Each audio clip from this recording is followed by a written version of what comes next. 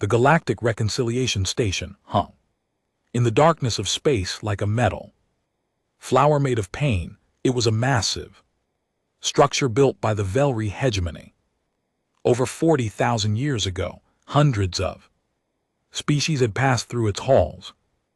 All of them defeated, all of them broken, all clear's throat of them processed like cattle before being sent to whatever fate the hegemony decided they deserved. Today it was humanity's turn. Commander Elena Vasquez stood at the viewing window of Processing Bay 12. Her uniform was torn and stained with dried blood. Some of it was hers.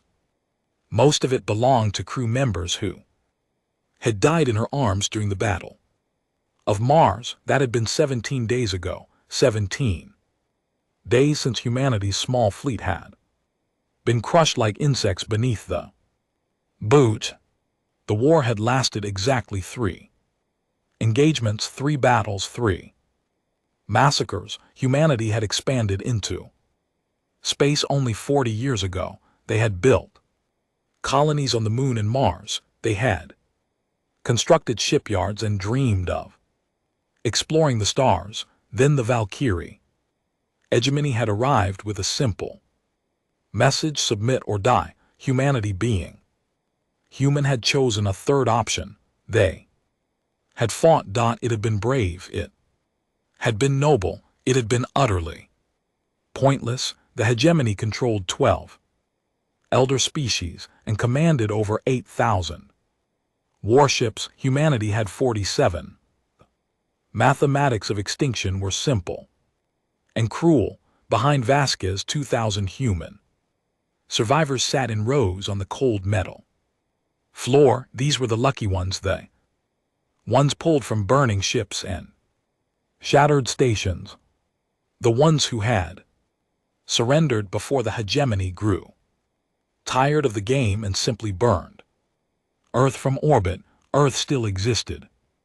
That was the only victory humanity could claim. The planet remained untouched because humans had surrendered in time. But untouched did not mean free. Earth was now a hegemony observation zone. Humans could live there, but they could not leave. They could not build. They could not dream of the stars ever again.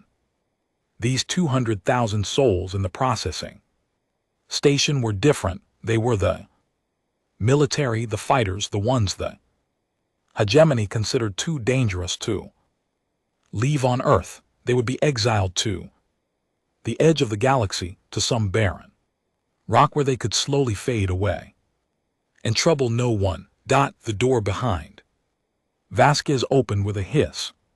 She did not turn around. She already knew who it was. Commander Vasquez, a voice said. It was smooth and cold like oil poured over ice. I hope you find your accommodations acceptable. Admiral Vore of the Velry hegemony walked to stand beside her at the window. He was tall and thin with gray skin that seemed to absorb light rather than reflect it. His eyes were black pools without whites or pupils.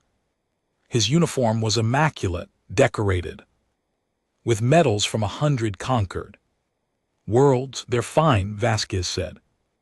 Her voice was flat, empty. Good. I wanted to personally oversee your processing. Your species provided more entertainment than most. 3 battles.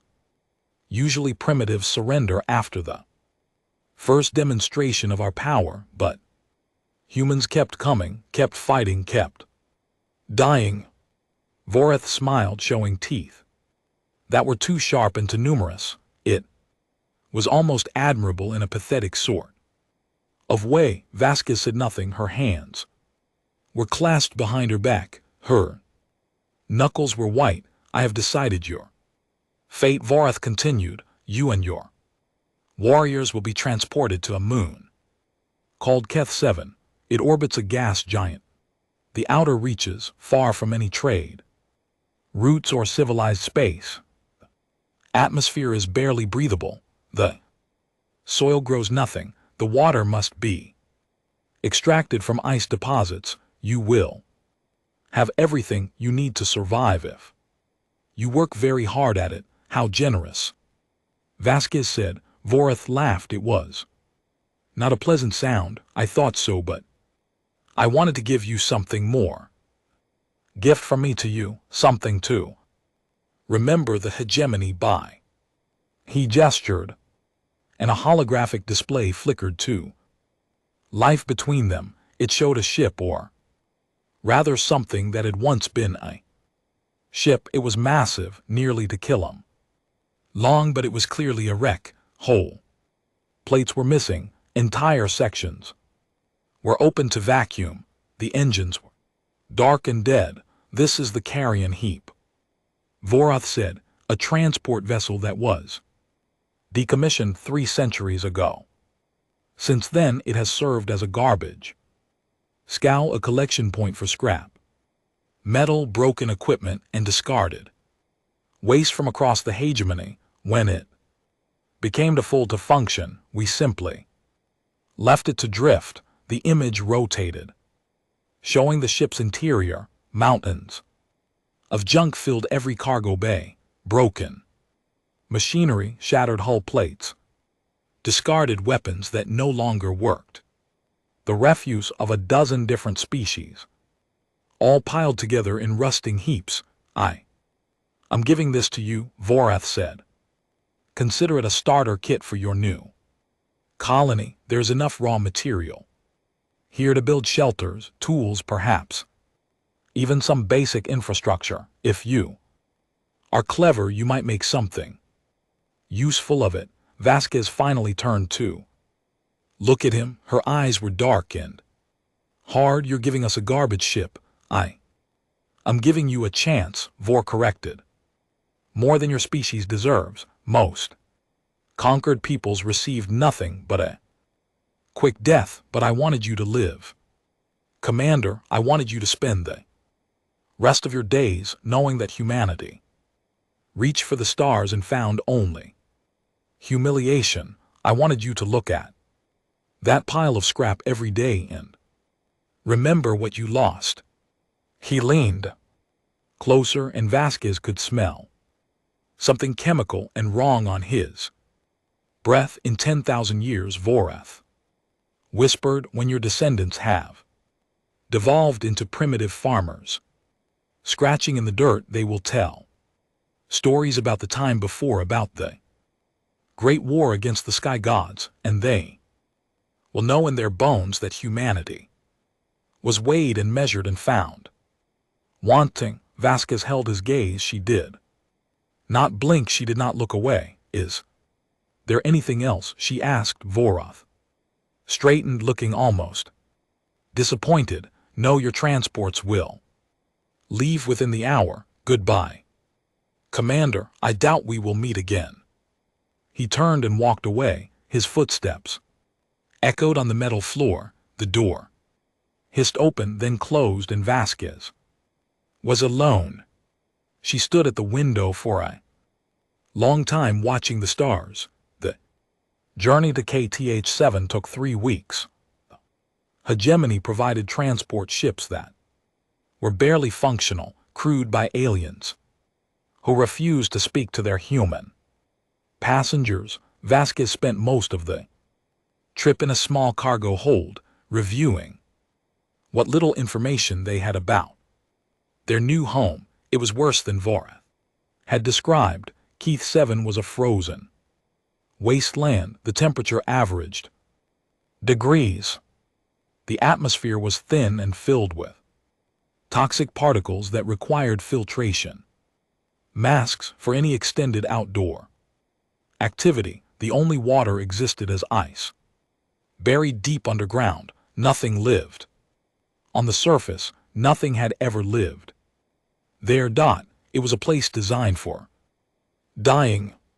But humans, Vasquez reflected, had never been good at doing what they were designed for. When the transports finally landed on Keth-7's surface, 200,000 humans stepped out into a howling wind that cut through their thin clothing like knives. They had nothing but the clothes on their backs and whatever small possessions they had managed to hide from hegemony inspectors. And they had the carrying heap. The massive derelict had been towed into orbit around Keth 7 before their arrival. It hung above them, now a dark shape blotting out the stars. Shuttles would need to be arranged to access it. Systems would need to be jury-rigged just to open the cargo bays, but it was there to kilometers of scrap metal and broken dreams. On the first night, Vasquez gathered her senior officers in a prefabricated shelter that shook with every gust of wind. There were only 9 of them left, 9 officers from a military that no longer existed, representing a nation that no longer mattered. We have approximately 6 months of emergency rations, Vasquez said. After that, we need to be self-sufficient or we die. Our priority is survival, building shelters, establishing water extraction, creating sustainable food production, Commander, said Lieutenant Chen, a young engineer who had survived the Battle of Europa.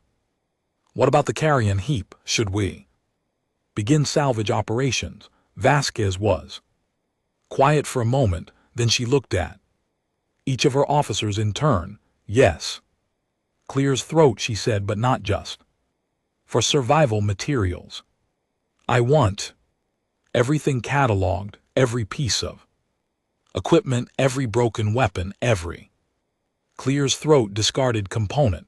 I want to know exactly what the hegemony gave us. Why? Asked Major Akono, an older woman who had commanded the defense of Mars Station. It's just garbage. Vor said so himself. Vor said a lot of things, Vasquez replied, but he made a mistake, a small one, but a mistake nonetheless. He assumed that garbage to them would be garbage to us. He assumed that we would see what he saw, a pile of junk meant to humiliate us. She stood and walked to the shelter's small window. Outside, the wind screamed across the frozen landscape. Above, the carrion heap hung like a dark promise. The hegemony has ruled this galaxy for 40,000 years, Vasquez said. In that time they have conquered hundreds of species. They have standardized everything, every ship, every weapon, every piece of technology follows the same templates, the same designs, the same limitations. They have forgotten what it means to innovate, to improvise, to look at something broken and see possibility instead of failure. She turned back to face her officers. We are not the hegemony. We are humans. We evolved on a death world surrounded by predators and disasters and 1,000 ways to die. We survived because we learned to adapt, to use whatever we could find, to turn rocks into tools and tools into weapons and weapons into civilization. Her voice was key. 18 months had passed since humanity's exile to Cathan. The frozen moon had done its best to kill them. It had thrown blizzards and equipment failures and toxic gas vents at the colonists. It had frozen water pipes and collapsed shelters and poisoned the first 3 attempts at underground farming. 2,000 people had died in those 18 months, some from the cold, some from accidents, some from simple despair, but 198,000 had survived, and surviving, as Ellen Vasquez had learned long ago, was the first step to winning. The colony now stretched across a valley between 2 ice mountains. Prefabricated shelters had been replaced by permanent structures built from salvaged metal. Underground tunnels connected the major buildings, allowing movement even during the worst storms. Hydroponic farms produced enough food to supplement the dwindling emergency rations. Water.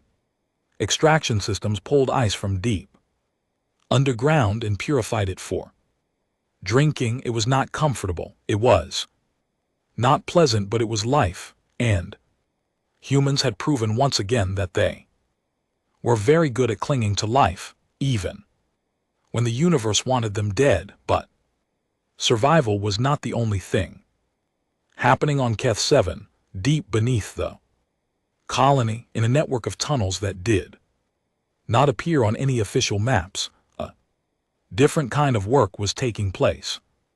Vasquez walked through the underground complex, her boots echoing on metal floors that had been salvaged from the carrion heap round her. The finest engineers and scientists humanity had left were working at stations covered with alien technology. The air smelled of solder and lubricant and the sharp tang of ozone.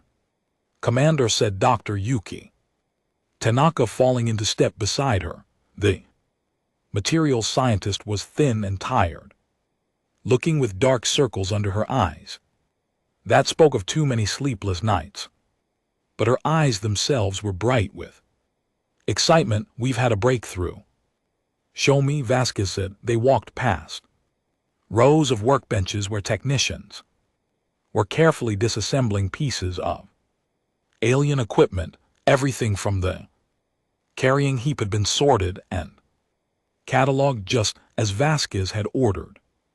What had looked like random garbage turned out to be the discarded technology of 12 different hegemony species, Vihari reactor components, Cethian cooling systems, Morvax sensor, rays, felon weapons parts, and dozens more, all thrown together without thought or organization. To the hegemony, it was worthless, incompatible systems from incompatible species, none of it designed to work together. But humans, Vasquez had discovered, had talent for making incompatible things work. Dr. Tanaka led her to a large workshop at the heart of the complex.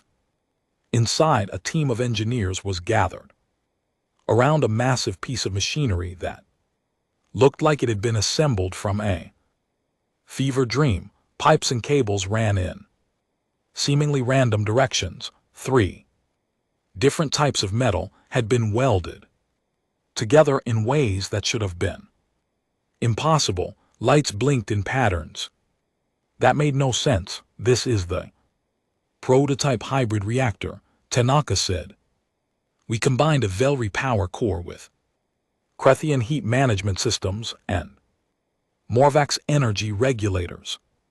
On paper, these technologies should not function together. Their operating frequencies are different. Their power signatures are incompatible. Every standard engineering text says this combination would cause a catastrophic failure, and yet Vasquez prompted. Tanaka smiled. It was the smile of someone who had just proven the universe wrong, and yet it works, she said. Not only does it work, but it produces 30% more power than any of the original systems could generate alone. The hegemony standardization means everything is designed to work within certain parameters, but we're not bound by those parameters. We can push these systems beyond their intended limits because we're not afraid of breaking the rules. Vasquez walked around the reactor, studying it from every angle. It was ugly. There was no denying that it looked like something a child might build from spare parts, but the readouts on the nearby screens told a different story. Power output was stable and strong. Efficiency ratings were higher than anything the hegemony used. How did you figure it out? Vasquez asked. Trial and error mostly, Tanaka admitted. We burned through a lot of salvage testing, different combinations. But we also had an advantage the hegemony doesn't have. We're desperate. Desperate people take risks that Comfortable people would never consider. We tried combinations that any hegemony engineer would have called insane, and some of them worked, enough of them worked. Tanaka pulled up a holographic display showing a three-dimensional schematic. This is what we're proposing. To build, Commander. A ship, not a colony transport or a mining vessel. Warship. Vasquez studied the schematic. The design was unlike anything she had ever seen. It was asymmetrical and ugly, covered in mismatched hull plates and improvised systems. There were weapons mounted at odd angles and engine pods that seemed to have been placed at random. It looked like a nightmare made of metal. It was beautiful. We're calling it the Prometheus Project.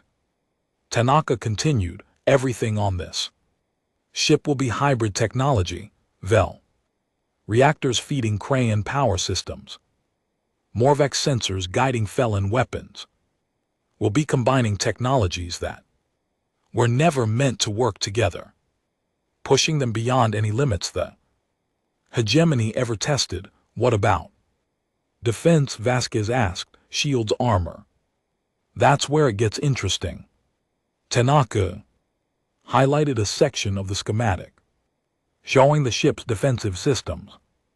Hegemony shields operate on standardized frequencies. Their weapons are calibrated to penetrate those frequencies, but our shields won't use standard frequencies. We're combining 3 different shield technologies into a single system that cycles through frequencies randomly. Hegemony weapons won't know what to target, and the armor layered composites from 6 different species. Some of them absorb energy, some reflect it, some disperse it. Put them together in the right combination, and you get armor that doesn't respond to damage the way hegemony targeting computers expect. Vasquez was quiet for a long moment, studying the schematic.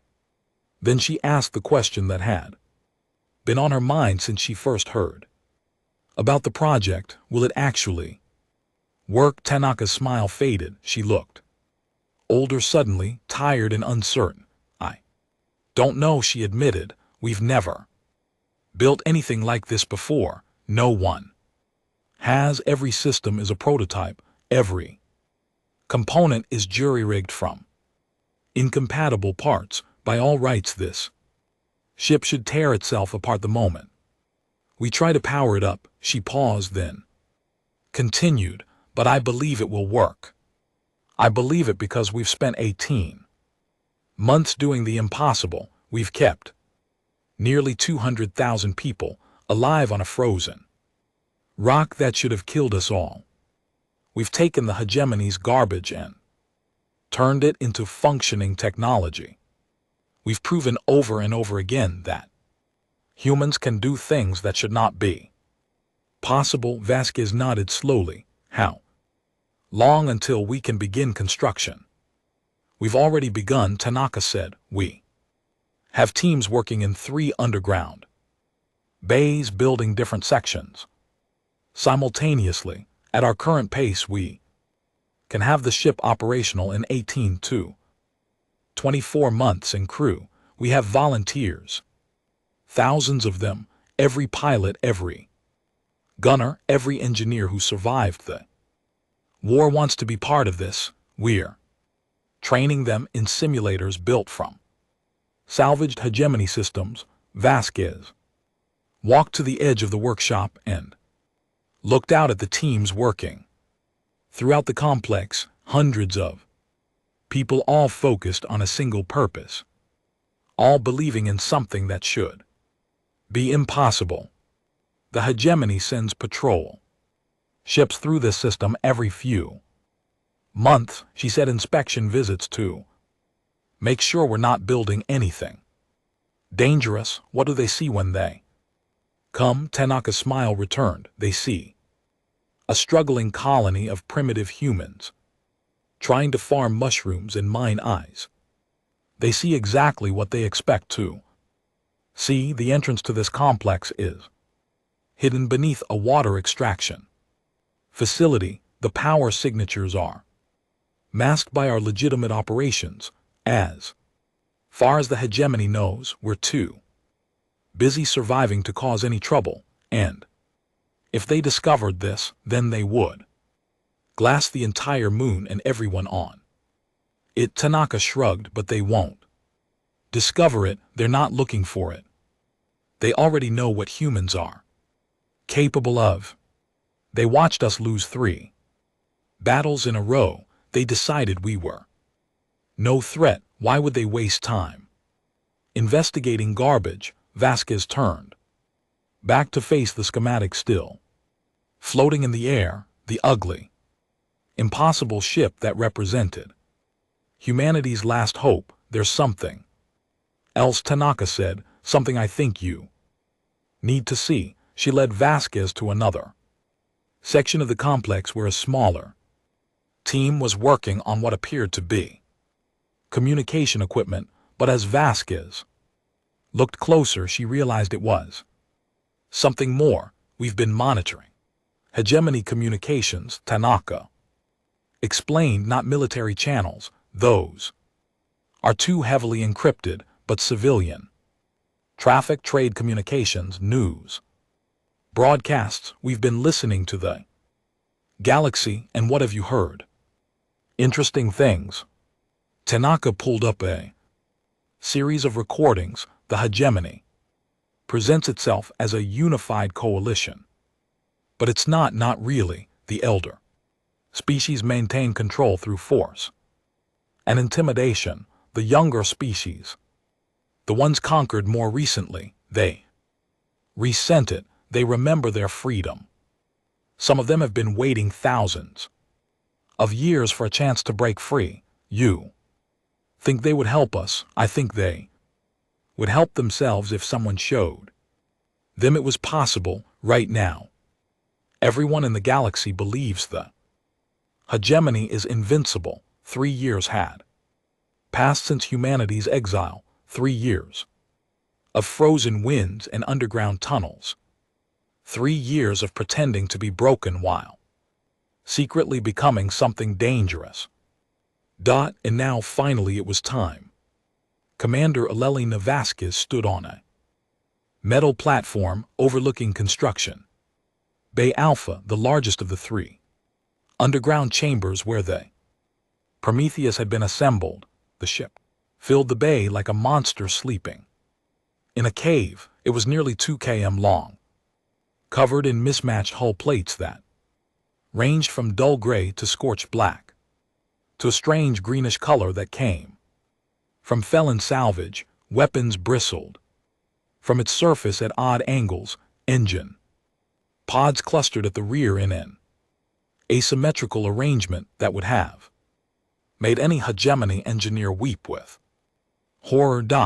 It was the ugliest ship ever built.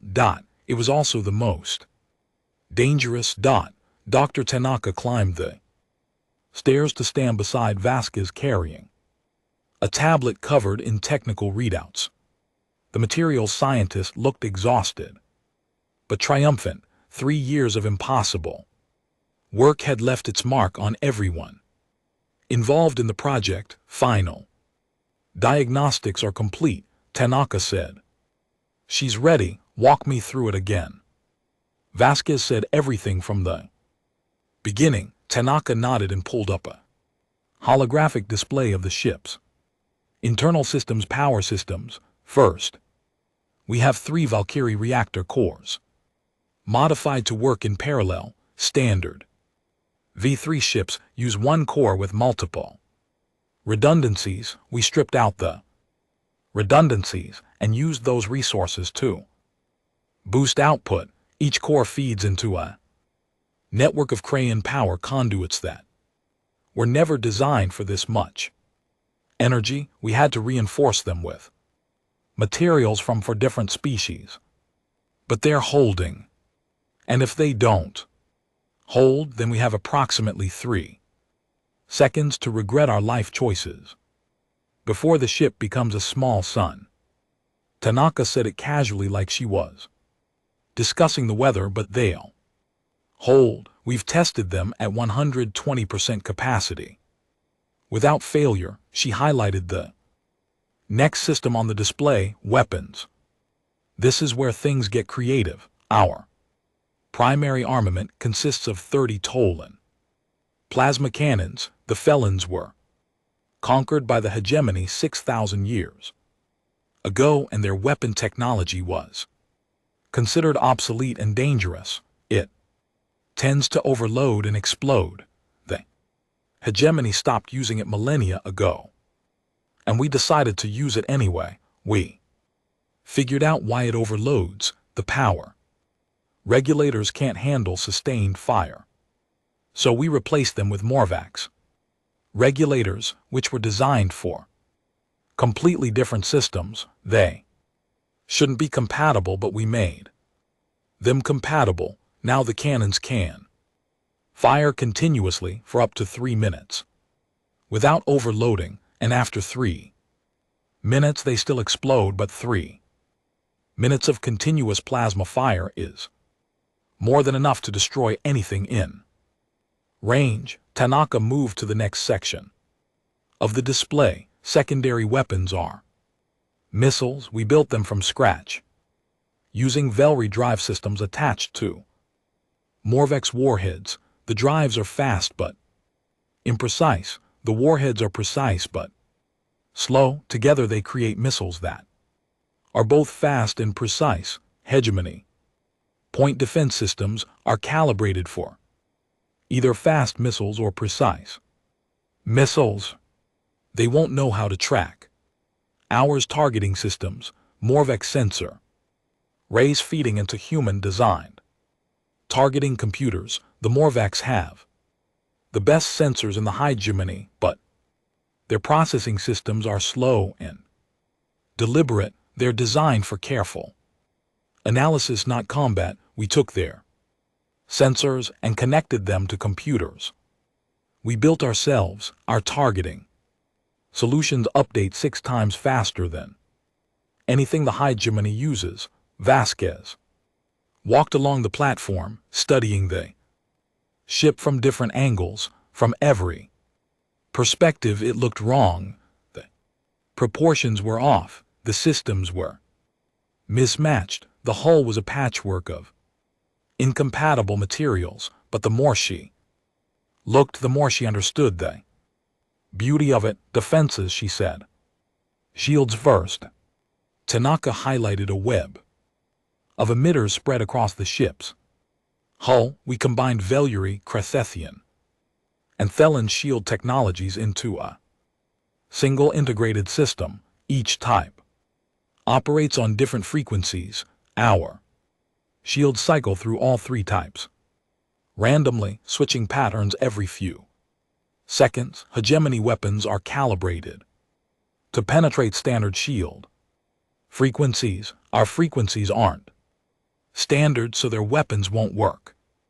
Their weapons will work eventually, but their targeting computers will need time to analyze our shield patterns and calculate penetration solutions. That time will cost them. Every second they spend analyzing, we spend shooting. And armor, layered composites, 12 different materials arranged in patterns that disperse energy in unexpected ways. Some layers absorb kinetic impacts, some reflect energy weapons, some do things that we don't fully understand but seem to work anyway. Tanaka shrugged. We tested it against captured hegemony weapons. It takes about 3 times as many hits to penetrate our armor as it would to penetrate standard hegemony hull plating. Vasquez turned to face Tanaka directly. Bottom line, if we take this ship against a hegemony fleet, what are our odds? Tanaka was quiet for a moment, considering the question. Seriously, against a standard patrol fleet of 5 to 10 ships, we win decisively. Our weapons will tear through their defenses faster than they can adapt, and their weapons will struggle to damage us, and against a larger force, it depends on how large. Against 20 ships, we can probably win, but we'll take significant damage. Against 50 ships, Tanaka paused. Against 50 ships, we would make them pay dearly for our destruction, but we would be destroyed, so we need to choose our targets carefully, very carefully. We have one ship, no reinforcements, no resupply. Every battle we fight is a gamble. If we lose, humanity loses its only weapon. Vasquez nodded slowly. She had known this from the beginning. The Prometheus was not a navy. It was a message, a single devastating message, delivered directly to the heart of the hegemony. What about the crew? She asked. 3,000 volunteers, all trained simulators for the past year, pilots, gunners, engineers, marines. Every single one of them knows the risks. Every single one of them asked to be here anyway. They descended from the platform and walked across the bay floor toward the ship. Up close, the scale was overwhelming. The Prometheus towered above them, a mountain of metal and determination. Technicians swarmed across its surface, making final adjustments and checking connections.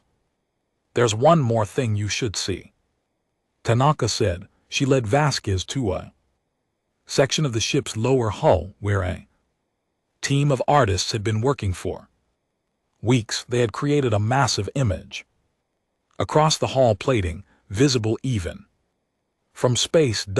It was a human hand, rising from darkness, holding a torch of flame. The crew wanted something to identify us, Tanaka explained. Something to let the hegemony know exactly who was responsible for what's about to happen. Vasquez stared at the image for a long moment, then she nodded. It's perfect.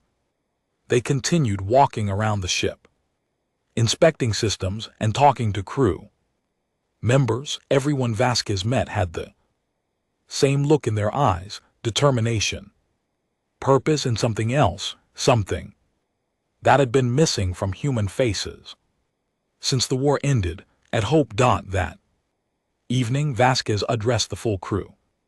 In the bay, 3,000 people stood in formation before the Prometheus, their faces lit by work lights and the soft glow of active systems. 3 years ago, Vasquez began. Admiral Vorath of the Velry hegemony gave us a pile of garbage and called it a gift. He expected us to use it for building shelters, for farming, for slowly dying in the way. Defeated peoples have always died. She paused, letting her words echo through the bay. He made a mistake. He looked at us and saw another conquered species, another primitive civilization to be processed and forgotten. He saw what the hegemony always sees when they look at younger races: weakness, inferiority, obsolescence. Vasquez turned and gestured at the massive ship behind her. He didn't see this. He couldn't see this because the hegemony has forgotten something important. They've forgotten what it means to be hungry, to be desperate, to have nothing left except the absolute refusal to accept defeat. Her voice rose, filling the bay. We are humans. We evolved on a world that tried to kill us every single day. We survived ice ages and plagues and predators and each other. We built civilizations from mud and stone. We reached for the stars with rockets made of metal and dreams. And when we finally got there, when we finally took our place among the galaxy's peoples, the hegemony told us we weren't worthy. She pointed at the Prometheus. This ship is our answer. This ship built from garbage and determination is proof that they were wrong about us. Every piece of this vessel came from the scrap pile they gave us. Every system was assembled from Technologies they considered worthless. Every weapon was built from things they threw away. The crew was silent, hanging on her every word. Tomorrow we launch.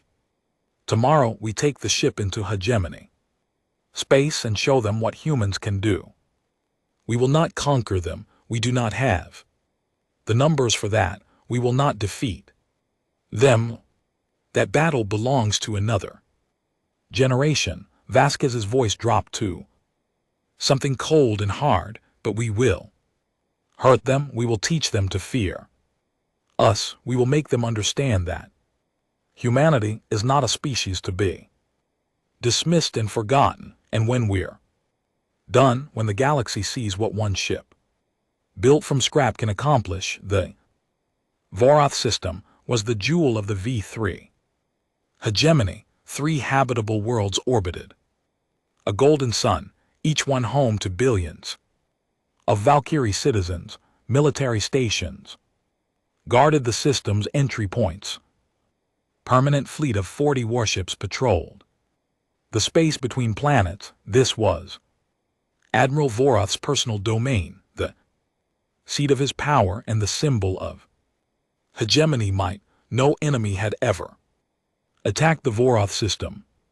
No enemy would ever be foolish enough to try it out until now. The Prometheus dropped out of hyperspace at the system's edge, her hybrid engine screaming frequencies that made hegemony sensors flicker with confusion. For 30 seconds, the system's defense network tried to identify the contact. Civilian vessel, military ship. Sensor malfunction. By the time they realized it was an attack, the Prometheus was already moving.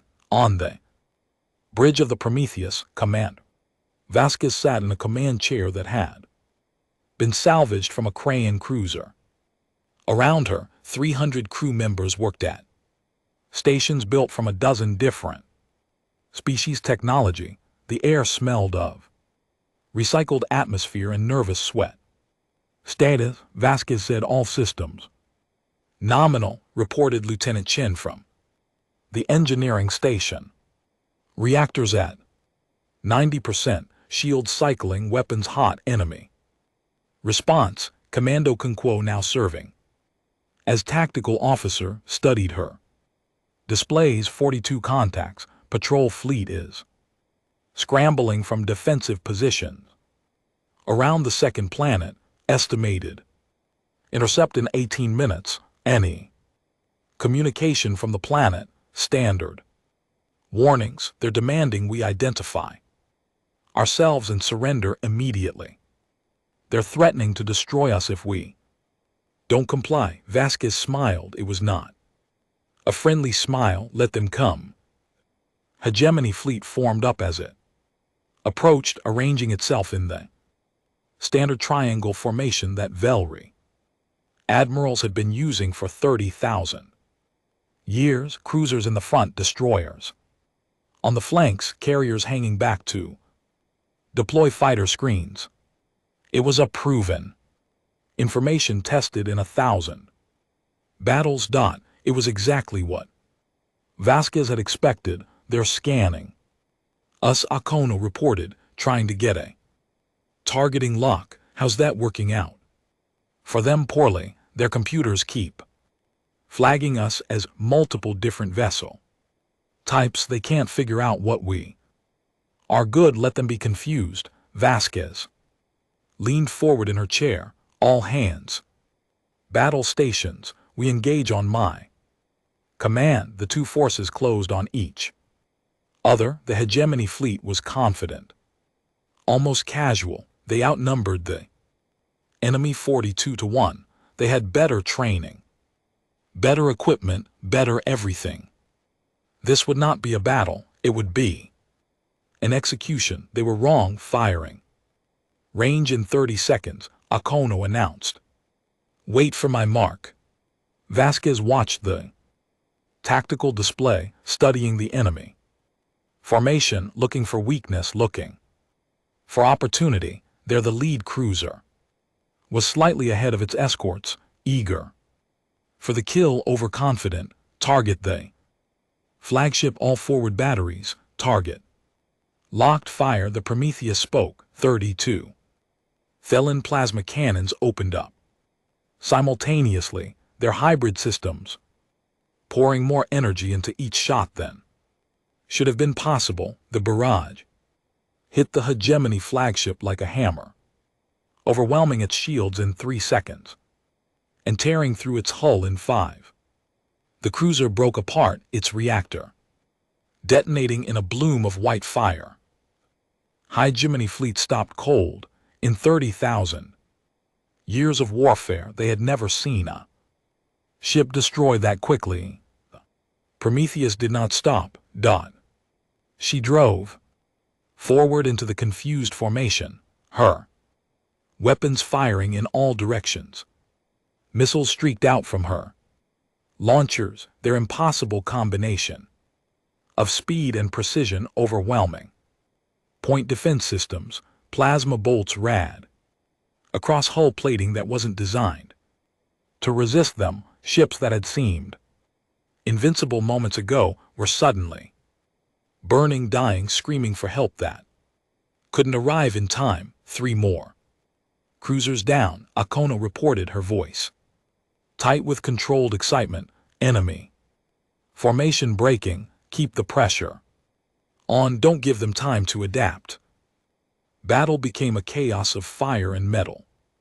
Hegemony ships tried to establish targeting locks, but the Prometheus's shields kept shifting frequencies, confusing their weapons.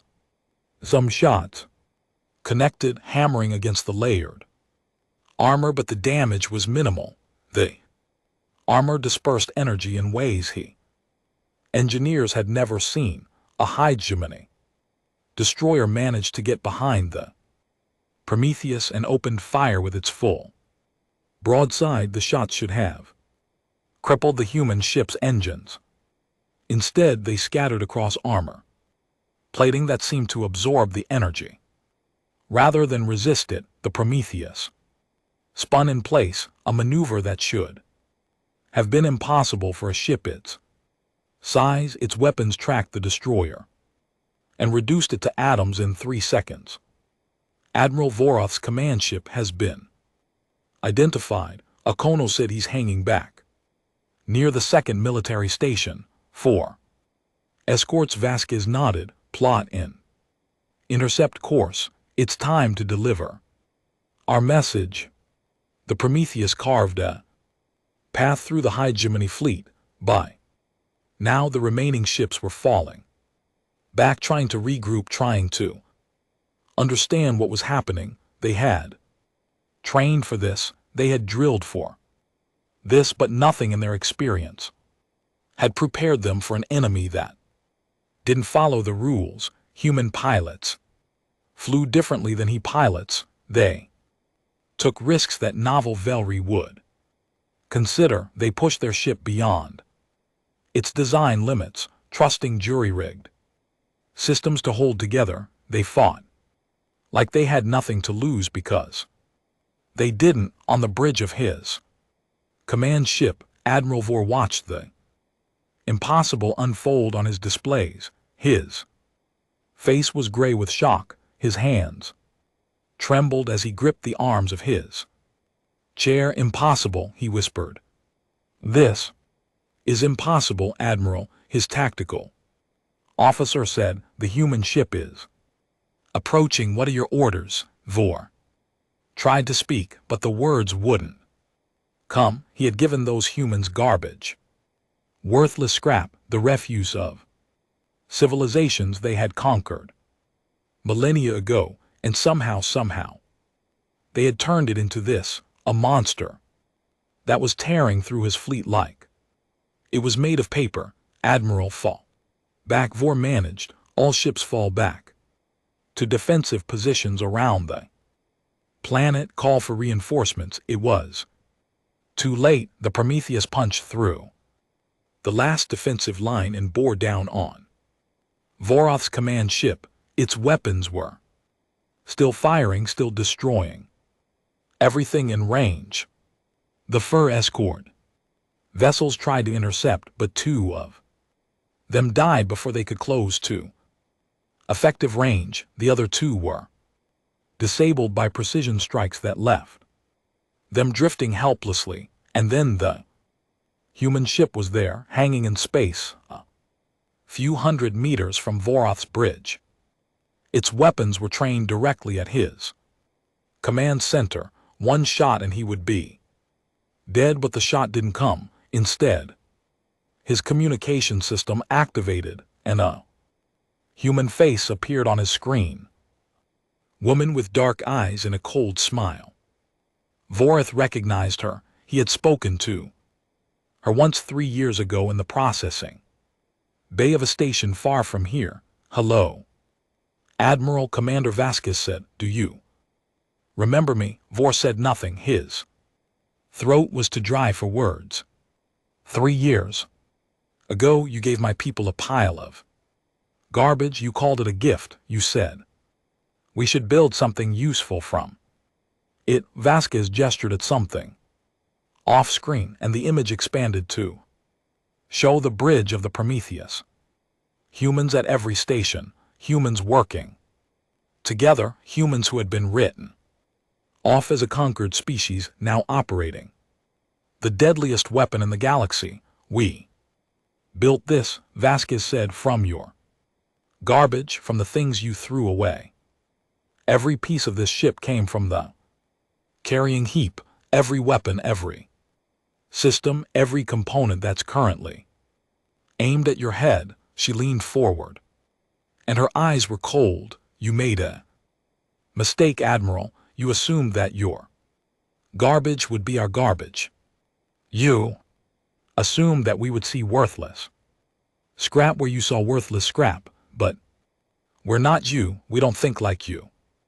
We never have. On the tactical display, status reports were scrolling. 31 hegemon ships destroyed or disabled, 2 military stations crippled, thousands of hegemony personnel dead or dying from 1 ship built from trash. I'm not going to kill you, Vasquez said. Not today. I want you to live. I want you to go back to your council and tell them what happened here. Tell them what humans built from their garbage.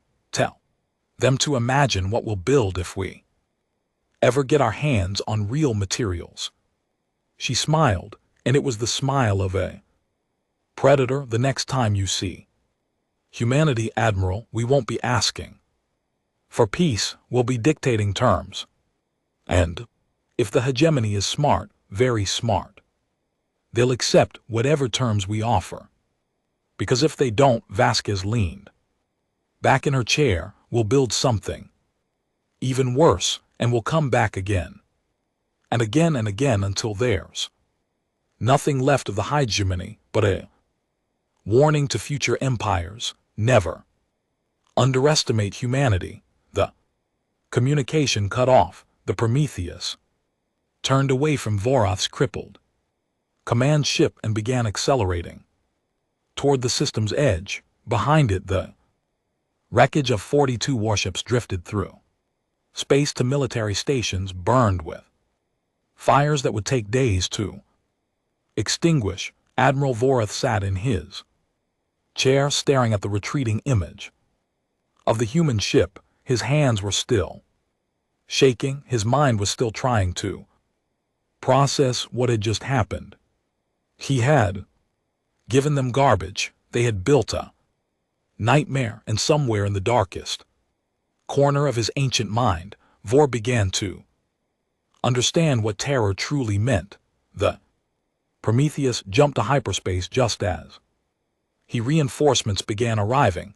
200 warships summoned from across the sector. They found nothing but debris and survivors and questions that no one could. 6 months had passed since the Battle of Voroth, 6 months that had changed everything. The hegemony council had met 17 times trying to decide how to respond. Some members demanded immediate retaliation.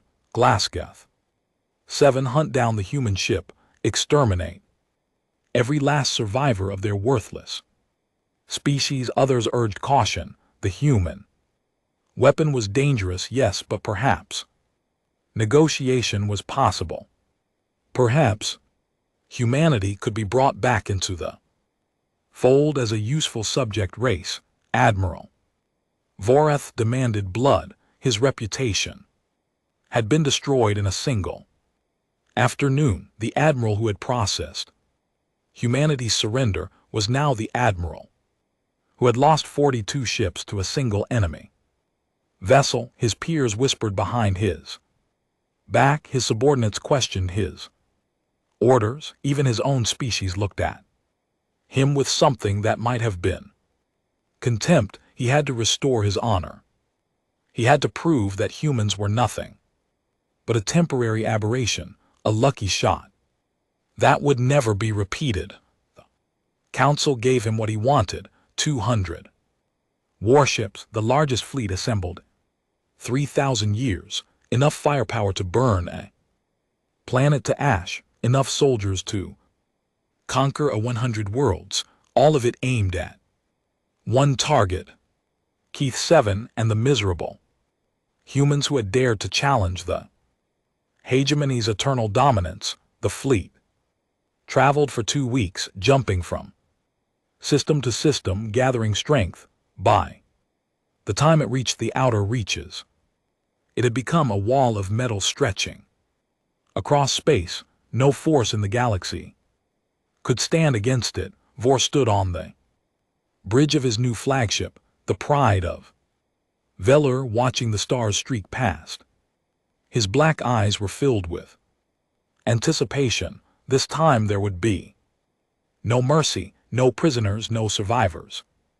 Just the cleansing fire that humanity deserved. Entering the Keth system, his navigator announced, "Immerse in 30 seconds, all ships to battle stations." Vorath commanded, "Prepare for planetary bombardment the moment we arrive. I want nothing left but a scorched rock."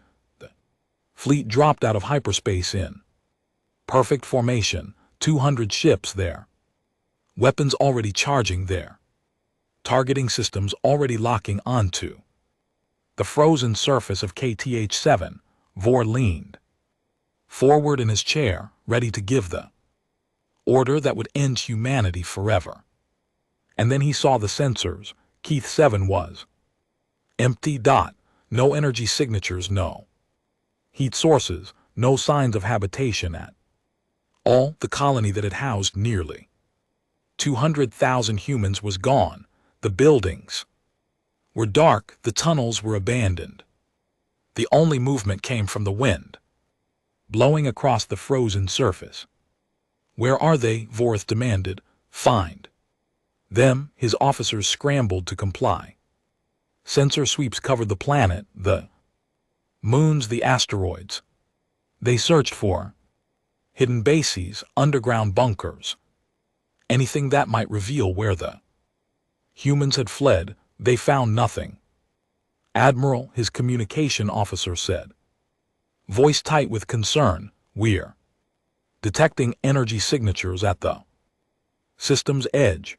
Multiple contacts, 17 of them." Vorath spun to face the tactical display. 17 icons had appeared on the far side of the system, moving slowly toward the center. Their signatures were strange, unidentifiable, a jumble of incompatible frequencies that made no sense.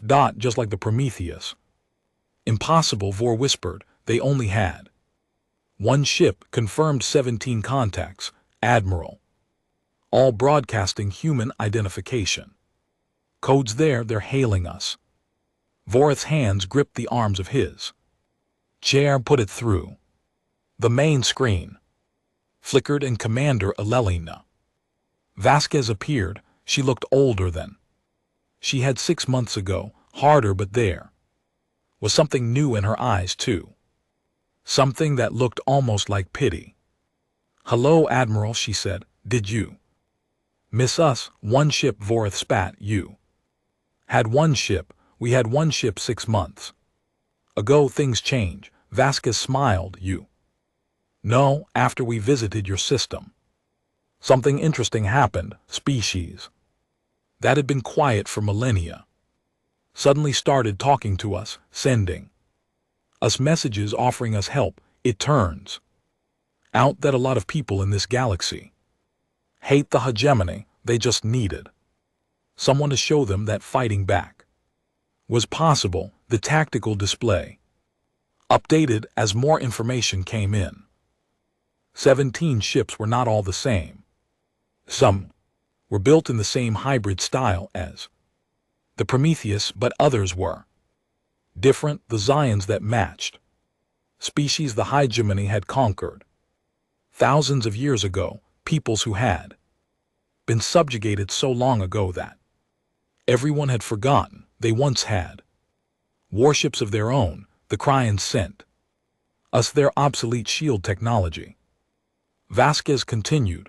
They said they had no use for it anymore. The Morvacs contributed sensor rays they claimed were too old to function. The Thelans donated weapon components that had been sitting in storage for 6,000 years. She spread her hands. Amazing what you can build when conquered people start emptying their closets. Vorath's face was twisted with rage. This is treason. The Council will burn their worlds for this, will they? The Council might have a hard time burning anything soon. While you've been traveling here with your nice fleet, we've been busy. There are uprisings on for hegemony worlds right now. The Crayon sector has declared independence. The Morvacs are refusing to follow hegemony orders, and that's just the beginning. The screen split to show footage from across the galaxy. Protests in alien cities, military bases refusing orders, hegemony supply lines being cut by unknown attackers, chaos spreading through an empire that had seemed eternal just months ago. You gave us garbage, Vasquez said. We built a warship, then we showed the galaxy what was possible, and now, Admiral, the galaxy is building its own warships. Thousands of them. From all the garbage the hegemony has accumulated over 40,000 years of conquest. Vorath stood frozen, unable to speak. His fleet of 200 ships suddenly seemed very small against the weight of what Vasquez was describing. You have a choice, Vasquez continued. You can fight us here, your 200 ships, against our 17. Our ships are untested.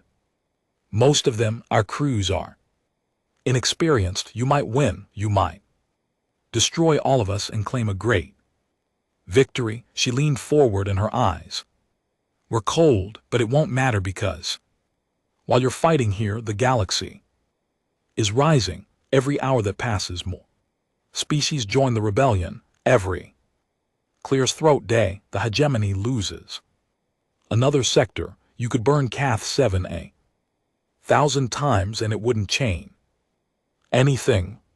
The fire we lit has spread too far to stop. The bridge was silent. Every officer stared at the screen at the impossible human who had taken their garbage and turned it into revolution. Or Vasquez said, you can go home. You can tell the Council what you saw here. You can explain that humanity is not the real threat. We're just the spark. The real threat is 40,000 years of oppression finally catching up with you. The real threat is every species you ever conquered, every world you ever burned, every people you ever called inferior, all rising up at once. She paused. We didn't defeat you, Admiral. We just reminded the galaxy that you could be defeated. The rest is happening on its own. Vorath stared at her for a long moment. His fleet waited for orders. 200 ships with enough firepower to destroy worlds held in place by the Words of a single human. This isn't over, he finally said. The hegemony has survived challenges before. We will survive this maybe, Vasquez allowed. But you won't survive it unchanged. Galaxy is different now. Humanity is different, and the hegemony will never be able to forget that a species they dismissed as worthless garbage came back to burn their empire down. The communication ended. Voroth stood on his bridge, surrounded by officers waiting for orders. Behind him, the empty shell of Keth 7 floated in the darkness. Ahead, 17 impossible ships hung in space, waiting to see what he would do. He thought about charging, about destroying these humans once and for all, whatever the cost, about proving that the hegemony was still the greatest power in the galaxy. But even as he thought it, reports were coming in from across his empire. The Krayan fleet had defected. The Morvac shipyards were in rebel hands. 3 more species had declared independence in the time since he had arrived in this system. The fire was spreading. Helm Vor said, his voice empty of emotion. Set Clear's throat. Course for home. Maximum speed, Admiral. What about the humans? Vorith looked at the tactical display one last time. 17 ships built from garbage, an entire galaxy burning with rebellion, and one woman who had turned defeat into victory by refusing to accept that she had lost. The humans, he said slowly, are not our biggest problem anymore. Signal the fleet, we're leaving. 200 hegemony warships turned and jumped to hyperspace, fleeing from a force 1/10 their size. On the bridge of the Prometheus, Vasquez watched them go.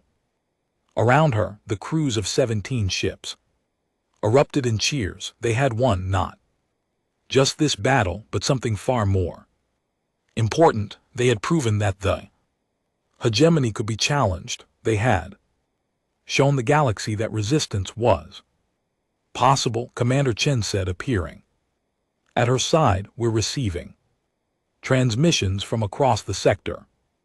Dozens of species are requesting contact. They want to join the alliance.